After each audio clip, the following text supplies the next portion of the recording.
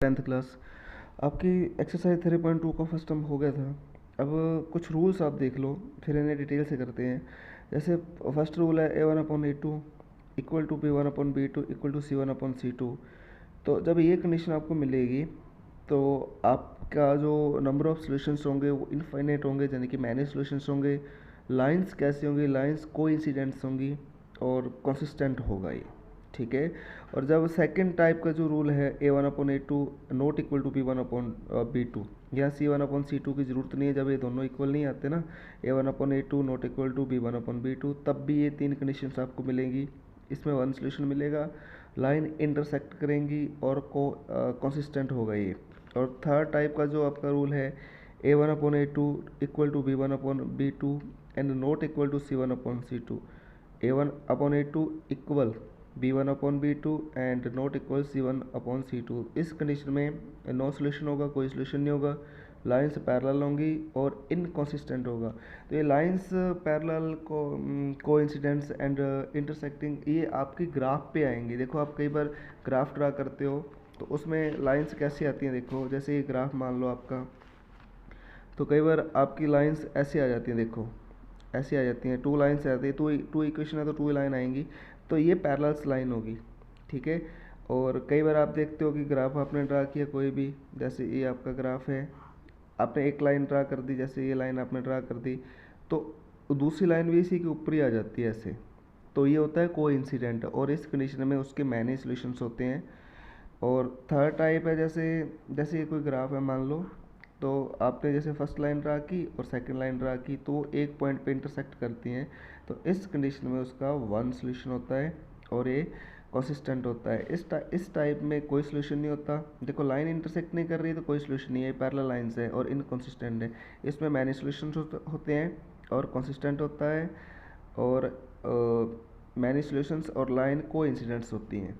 और उसके बाद इसके सम की बात करें तो जैसे फर्स्ट क्वेश्चन है आपका कंपेयरिंग द रेशो, आपने रेशो कंपेयर करने, देखो A1/A2 B1/B2 और C1/C2, तो ये रेशो का आपने कंपैरिजन करना है और लाइंस के बारे में बताना है। जो इसका आपका सेकंड सम है, इसके थ्री पार्ट है, थ्री पार्ट में अपने लाइन के बारे में बताना है। जैसे पहला पार्ट है इसका, पहला पार्ट है 5x -4y +8 equal to 0। Second part है देखो 7x +6y -9 इक्वल टू 0। तो यहाँ से देखो इन दोनों इक्वेशन का आपने कंपैरिजन करना है, A1x B1y +C1 equal to 0, ये फर्स्ट इक्वेशन होती है आपकी। और सेकंड इक्वेशन आपकी ये होती है A2x B2y +C2 equal to 0, equation second. तो पहली इक्वेशन का पहली इक्वेशन के साथ कंपैरिजन कर लो, ये फर्स्ट इक्वेशन है, ये सेकंड इक्वेशन है।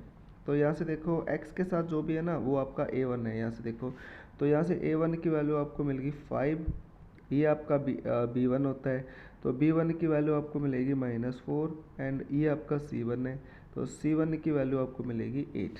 ऐसे ये A2 है, देखो A2 की वैल्यू आपको मिलेगी 7, B2 की वैल्यू आपको मिलेगी 6 और C2 की वैल्यू आपको मिलेगी -9, प्लस माइनस का ध्यान रखना बस।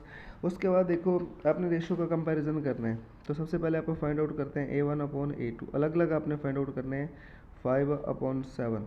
फिर आप फाइंड आउट करते हैं B1/B2, B1 यहाँ -4 है और B2 यहाँ 6 है, देखो कैंसिल भी हो रहे हैं, ये 2 से कैंसिल हो रहे हैं, 2/3 आ गया माइनस का। उसके बाद अपन निकालते हैं C1/C2, ये है 8/9, कैंसिल नहीं हो रहा, कोई कैंसिल हो तो कर देना है।